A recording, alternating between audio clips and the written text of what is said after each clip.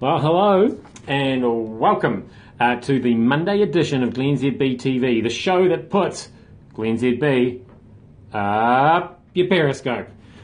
This morning we've got a late entry into the flag debate, and I know if you're watching from around the world, because this is all the important stories from New Zealand and around the world, you understand. If you're watching from around the world and you've seen a few of these episodes now, you'll be thinking, is this all they ever talk about in New Zealand? Is the prospect of changing their flag? And the answer to that is yes, it is.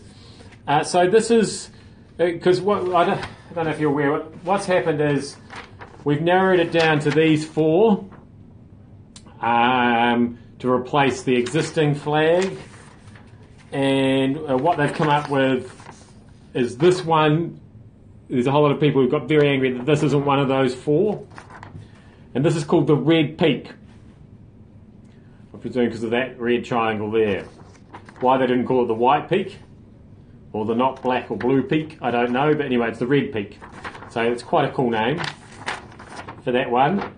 I'm confused why there hasn't been a massive surge on social media for this one. I've been pushing that one. Hasn't really gained a lot of traction. Don't know why. Anyway, so it's got a name. I think that's a big part of why this has been so popular, the red peak, because I don't know if do these ones actually have names? Hello Sydney, thanks for tuning in. That's the Koru one. That's a reasonably snappy name. This one's the silver fern that's got the red and blue background with the stars. That's a long-winded name, and these ones have a similar long-winded names. Whereas this is a red peak. Good name. Anyway, I'm sure we'll be talking about that again tomorrow. The rowers have backed up nicely, haven't they? See what I did there? Backed up nice, because rowers,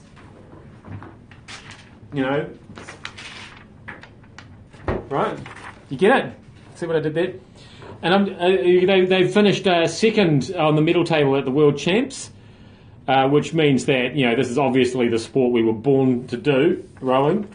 Actually, first equal in terms of gold medals. And I just wonder is that the secret to our sporting success? Should we only compete in sports you go backwards in, and invest a little bit more sports funding into things like backstroke, the high jump, to do that backwards? I'm just trying to think, are there a lot of other sports that you just go backwards? Is reversing? Trailer backing? I reckon would go well. We should definitely look into see if those are sports. Get back to me if you can think of any more sports involving going backwards. But I'm very interested in this whole Sanders v Clinton thing that's happened in the United States now with Colonel Sanders throwing his name into the ring to become president. And what do you mean it's not Colonel Sanders? Is Colonel Sanders' first name not Bernie? He's an old guy with white hair. It's unfortunate.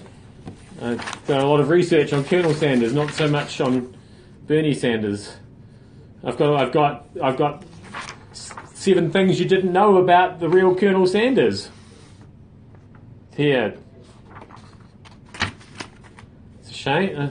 He was a terrible businessman. He once shot someone for his brand. He cheated on his wife, for example. He wasn't a military colonel. He only made $2 million selling KFC. He tried to sue KFC for $122 million. According to him, KFC doesn't use the famous secret original recipe of 11 herbs and spices. But that's all from entrepreneur.com. It's all... I was going to tear that up, but it's quite long and I wasn't able to. I have to do it a page at a time, and I'm not sure I don't have time. I've got to move on. I've got to move on to disturbing escalation in the arms race. It's out of control.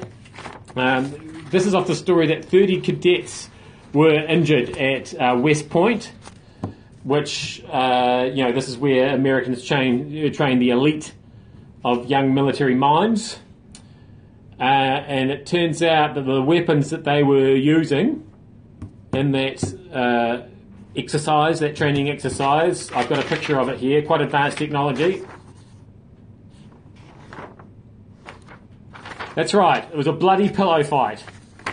In West Point, 30 cadets injured, 24 suffered concussions. I'm thinking that West Point need to get the pillow fighting technique down a little bit. It's a bit of a tradition for freshmen to whack each other with pillows. I don't know how well that's going to go combating ISIS with pillows. Or you should give it a try, because the stuff that they're doing right now doesn't really seem to be working. But I just think if you go suicide bomber versus, or IED versus pillow, I mean, don't get me wrong, there's going to be a lot of feathers. I'm willing to give it.